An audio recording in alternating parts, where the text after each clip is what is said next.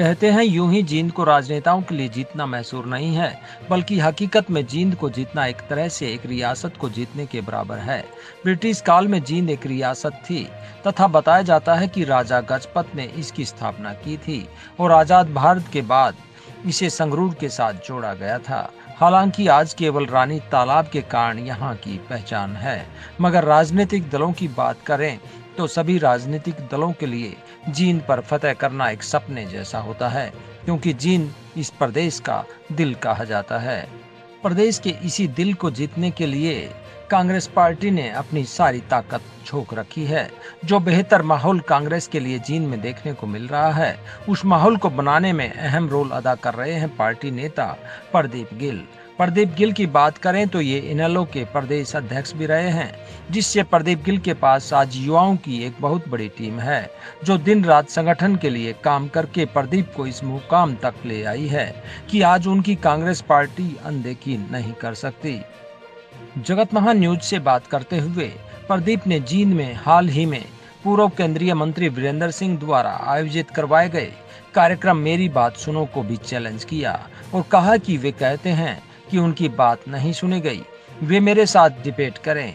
अब समय बदल चुका है और जींद के लोग उस व्यक्ति के साथ जुड़ रहे हैं जो किसानों, मजदूरों और व्यापारियों और गरीब लोगों के मन की बात सुन रहा है। आप देख रहे हैं जगत महान न्यूज। जगत महान न्यूज की जो टीम अलग अलग क्षेत्र में जाकर वहां के मतदाताओं की, वहां के दावेदारों की नब्ज टटोलने की कोशिश कर रहे हैं। और आज इसी कड़ी में हम बांगर की धरती बोलते हैं, जिसको जहां से हरियाणा का दिल धड़कता है, उस जमीन पे आकर प्रदीप गिल से बात करना चाहेंगे। एक युवा नेता है, ऊर्जावान नेता है, जो लंबे टाइम से संगठन का अनुभव रखते हैं और आजकल ये कांग्रेस में भूपेंद्र हुड्डा और दीपेंद्र हुड्डा के सिपाही बने हुए हैं। जो जींद की धरती है, जो जींद का एरिया है, वो इनेलो की परंपरागत टाइप सीट रही है एक तरह से, लेकिन मैं इसे अपवाद नहीं कह सकती प्रदीप, क्योंकि कांग्रेस को भी इन्होंने मौका दिया है। यहाँ के लोगों ने बड़ी सादे लोग हैं, मीठा इनका बड़ा शौक से खाते हैं, मुझे जितनी जानकारी मिली है। तो इस बारे में प्रदीप गिल से मैं कुछ राजनीतिक मुद्दों पे चर्चा करना चाहूंगी। 2 सप्ताह पहले यहाँ कांग्रेस के जो सांसद हैं राज्यसभा के दीपेंद्र हुड्डा और भूपेंद्र हुड्डा भी यहाँ पर आए। काफी अच्छी खासी भीड़ थी और प्रदीप गिल ने वहां एक अच्छी ताकत दिखाई और उन्हीं चीजों को लेकर मैं आज प्रदीप से कुछ चर्चा करना चाहूंगी। प्रदीप भाई, सबसे पहले तो आपका स्वागत है। जी नमस्कार, आपका भी बहुत स्वागत है जींद की धरा पे। जी प्रदीप, ये जो जींद की धरती है, जो इसको दिल बोलते हैं, हार्ट की, हार्ट धड़कता है तो ब्लड जो वो ना सर्कुलेशन पूरे हरियाणा में घूमता है। भूपेंद्र हुड्डा ने भी एक ये बात कही, तो ये दिल जो धड़कने वाली बात है, जींद को क्यों मानते हैं? देखिए, वैसे तो जींद हरियाणा का सेंटर कहा जाता है जी, जहाँ पानी भी बढ़िया और पानी भी बढ़िया। अच्छा। लेकिन दुर्भाग्य हमारे हरियाणा का कि हम लोग अभी सबसे पीछे हैं, क्योंकि हमें राजनीतिक तौर पे तो हमारे को गढ़ बताया गया है। राजनीतिक तौर पे तो हम बड़े जो है ना, इस प्रदेश में बदलाव की कोई लहर चलती है तो वो जींद की तरह से चलती है। लेकिन कहीं न कहीं उन अपवादों में भी हम लोग रहे हैं कि कहीं कहीं यहाँ से बड़े बड़े मंत्री बने, बड़े बड़े ओहदेदार बने, लेकिन जींद आज जब आई है आपको गोहाना से या कहीं से भी, तो आपने देखा होगा, क्योंकि जब 1966 में, जैसा कि मुझे पता है, जो मेरी नॉलेज है, 1966 में ये जिला बना, 7 जिलों में सबसे पुराना जिला। लेकिन आज इसके पीछे के जिले जो बने वो हमसे आगे हैं। तो ये तो हमारा दुर्भाग्य रहा है। कारण क्या है? क्योंकि यहाँ देखिए, अभी मैं पूर्व जो केंद्रीय मंत्री बीच में टोकूंगी, उन्होंने कहा कि जींद के साथ हमेशा भेदभाव हुआ, और मैंने उनको ये कहा कि खुद लोगों ने तो मौका दिया है आपको। वो वित्त मंत्री रहे हैं। हाँ? मैं एक नौजवान हूँ, कांग्रेस पार्टी का कार्यकर्ता बाद में हूँ। नौजवान होने के नाते वो हमसे डिबेट कर रहे हैं और छोड़ो। मैं आपसे एक बात पूछना चाहता हूँ, नेक्स्ट टू सीएम रहे हैं जी, जब भी रहे, हाँ, ये बात कह के नेक्स्ट टू सीएम रहे हैं। हाँ। और नेक्स्ट टू सीएम के बाद कैबिनेट मंत्रालय भी रहा जी। स्टील का मंत्रालय जो उनके पास, इस्पात हम जो बोलते हैं, इस्पात का जो मंत्रालय था, हाँ जी, पूरे देश में एक बहुत बड़ा मंत्रालय उनके हाथ में आया। एक बार ग्रामीण विकास मंत्रालय उनके हाथ, पावरफुल मंत्रालय रहे, इतने बड़े मंत्रालय मिले। क्या नया किया उन्होंने, बताइए प्लीज। मेरी आवाज सुनो, आवाज तो आप ही की सुनी जा रही थी, किसकी सुनी? लेकिन मैं समझ नहीं पा रहा कि लोग फिर भी जाकर भीड़ बढ़ जाते हैं। देखिए, हमें बदलाव करना पड़ेगा जी। हमें ताकत उन लोगों को देनी पड़ेगी जिन्होंने जींद के लिए कुछ तो किया हो।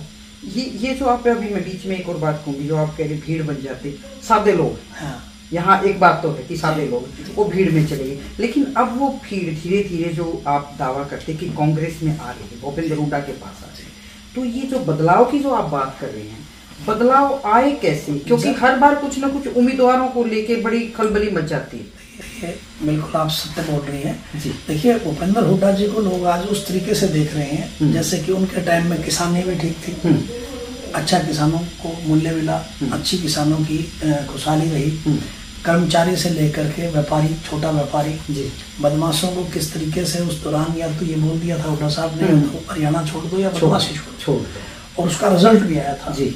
अपराध कम हुआ, व्यापार बढ़ा, किसानी को अगर हम देखते हैं तो किसानी की भी बड़ी बहुत सारी ऐसी चीज़ें, जब जीरी के भाव क्या थे, सिस्टम के भाव क्या थे, जो है ना दवाइयाँ सस्ती थी, या सारी चीज़ों को कैलकुलेट किया जाता है, एक चीज़ को नहीं माना जाता। युवाओं को रोजगार की बात थी। और मेरे जींद की बात करूं तो जब मैं शामिल भी हुआ था उनके साथ, तो मेरी ये बात पे भी चर्चा हुई थी कि चौधरी साहब हम लोग ना बड़े जो है ना एक किस्म से हमारे को इग्नोर किया जाता है, या इग्नोर्ड हमारा इलाका है। लेकिन उन्होंने बताया भी मुझे कि देखो कांग्रेस में जब दूसरी बार सरकार बनी तो उन्होंने यूनिवर्सिटी बनाने का काम किया, चाहे महिला कॉलेज बनाने का काम किया, 200 बेड का हॉस्पिटल बनाने का काम किया, या उन्होंने हमारा ये बाईपास के लिए जो है ना हमारा उन्होंने के टाइम पे पास हुआ था जी, या उनका द्वारा हमारा जो स्टेडियम अंदर होता था उसे एकलव्य स्टेडियम बाहर बनाने का काम भी उन्होंने ही किया था जी। बहुत सारे काम ऐसे हुए चाहे वो आनंद फानंद में जी, क्योंकि जब वीरेंद्र सिंह वित्त मंत्रालय की चाबी थी उनके पास, तो राइट बनता था, चौकीदार तो वो थे, आपके एरिया के वो थे बिल्कुल। तो चौधरी साहब ने भी मुझे बताया कि भाई प्रदीप मैंने ही उनसे मांग के काम करना था। तो कहीं न कहीं कांग्रेस में उनका बहुत बड़ा कद रहा, तो उन्होंने जब नहीं किया जाते जाते टाइम चौधरी साहब ने ये सारे काम किए। अच्छा, मैं जो ये काम कह रहे हैं, एक राजनीतिक तौर पर बहुत बड़ा बदलाव आ चुका है वोटर में, या राजनीतिक जो मैं पटल का हूँ उस पर चेंजिंग होती, तो इन्हीं जो घिसे पिटे पुराने जो ढर्रे हैं या मुद्दे हैं जो ये, इन पे चुनाव लड़ना अब इतना आसान है, क्योंकि 10 साल से आप देख रहे हैं कि 23 प्रदेश में डबल इंजन की सरकार है, उनका संगठन बहुत मजबूत है, कांग्रेस में संगठन नहीं, तो एक ताकतवर सेना है एक तरह से भारतीय जनता पार्टी, और कांग्रेस उसका कैसे मुकाबला करे? जींद में बड़े ही तगड़े आदमी हैं मैं कहूँ तो ये जो तगड़े आदमी हैं जो बदलाव की जो बयान करें, भूपेंद्र हुड्डा के साथ जुड़ने की जो बात कह रहे हैं, तो जो लोगों के मुद्दे हैं, उन मुद्दों को राजनीतिकरण हो, उसके लिए प्रदीप गिल के दिमाग में क्या है? देखिए आज बहुत सारे मुद्दे हैं, मेरा जींद तो बिल्कुल पिछड़ा हुआ है, मेरा जींद को तो बहुत सारी चीज़ों की जरूरत है। ये लोग मंचों पे आएंगे, हमने इनसे पहले भी पूछा, आज भी पूछ रहे हैं। मैं ये नहीं कह रहा कि मैं कांग्रेस का कार्यकर्ता या कांग्रेस का कोई नेता हूँ इसलिए मैं आपकी जो है ना बरखिलाफत कर रहा हूँ।